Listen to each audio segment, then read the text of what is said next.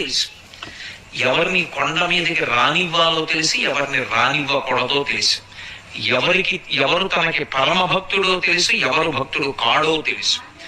నేను మీకు ఇంకా సత్యం చెప్పాలంటే ఆయనకి అభిషేకం చేసి స్నానం చేశాక ఇప్పటికీ చెమట పడుతుంది. ఆ చెమట తుడుస్తారు బట్టతోటి. ఆ తుడిచిన బట్ట వాసన చూస్తే సువాసనలు వస్తాయి. మొన్ననే నేను వెంకటాచలం వెళ్ళినప్పుడు ఆయన ఒళ్ళు తుడిచిన బట్ట కళ్ళజోడు తీసిమని నా కళ్ళ మీద పెట్టారు. పెడితే నాకు 1.5 సేపు చల్లతనం వదలలేదు కళ్ళని పట్టుకుని. అంత సువాసన వస్తుంది. దివ్యమూర్తి. ఇప్పటికీ మీకు ఎప్పుడు కూడా వెంకటాచల క్షేత్ర దర్శనానికి అవకాశం వస్తే నేను రానన్న మాట అనవద్దు.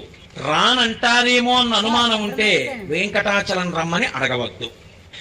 అలా వెంకటేశ్వర స్వామి వారికి రాత్రి దండలు ఒకలా వేస్తే తెల్లవారేటప్పుడు ఒకలా మారిపోయాయి.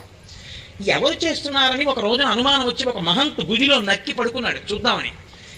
అర్ధరాత్రి అయ్యేటప్పటికీ అయ్యవారి పాదపీఠం దగ్గర రాయి తొలగి తేజో రూపంలో తరిగొండ వెంగమాంబ గారు వచ్చి హారాలు సరిచేస్తుంటే చూసి మూర్చిపోయాడు. ఇప్పటికీ తేజో రూపులై ఆనందనిలయంలోకి వెళ్ళి ఈశ్వరుణ్ణి సేవిస్తారు.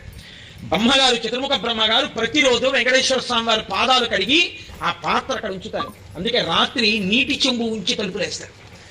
ఆ శేషాన్ని సుప్రభాతానికి వెళ్ళిన వాళ్ళకి దర్శనమిస్తారు. అంతటి మహానుభావుడు వెంకటరమణుడు.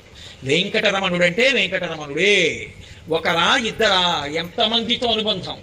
వారం రోజులు కాదు, కొన్ని